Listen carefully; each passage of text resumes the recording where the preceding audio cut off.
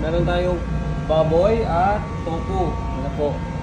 Lagyan po natin ng asin, paminta, magic sarap. Tapos haluin natin. Mikos natin yan. Itong sangkap ng pork with tofu. Meron tayong mamasitas, oyster sauce, kahit ano, basta oyster sauce. Atyan. 3 peso pa dyan, kahit anong kulay ng atyan. Sibuyas at bawang. Meron tayong sibuyas na, masarap pang luto. For the baked chicken with tomato, mga sangkap niya. Meron tayong manok, in-slice na yung manok. Atsal or atsal or bell pepper. Sibuyas, bawang, siyempre may tomato sauce tayo. At flat dough. Yan, ibukat na natin yung dough. Yun.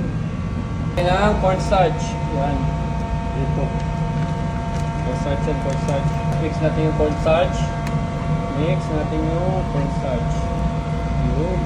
Ito natin yung tofu. Yun. Ito natin yung tofu. Resulta ng fried tofu.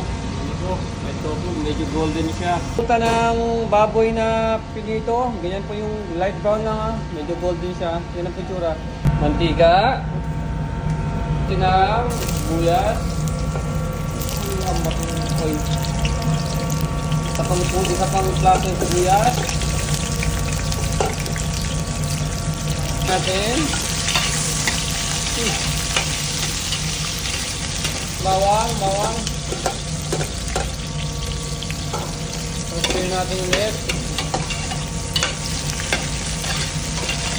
Natin yung mga atsal, mga bell pepper. Lagyan natin ang oyster sauce. Ganyan kadami ganyan kadami. Yun. Stir natin.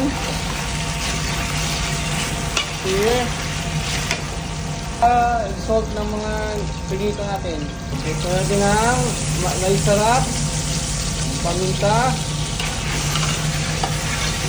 Stir natin. Ayan natin yung tokwa at baboy. Ayan. Ayan na po. Yun. Mix na lang natin, tapos luto na to mga boss, luto na to. Mix na lang natin, i-coat yung mga tokwa at baboy natin, i-coat lang. Luto na to. Itakpan ng 5 minutes. Luto na pagkatapos sa 5 minutes. After 5 minutes, luto na po siya. Yan ang pintira niya after 5 minutes. Yan, ilagay na natin sa serving plate yung tokwat baboy natin.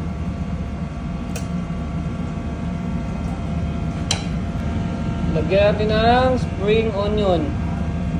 Yung result ng ating tokwat baboy.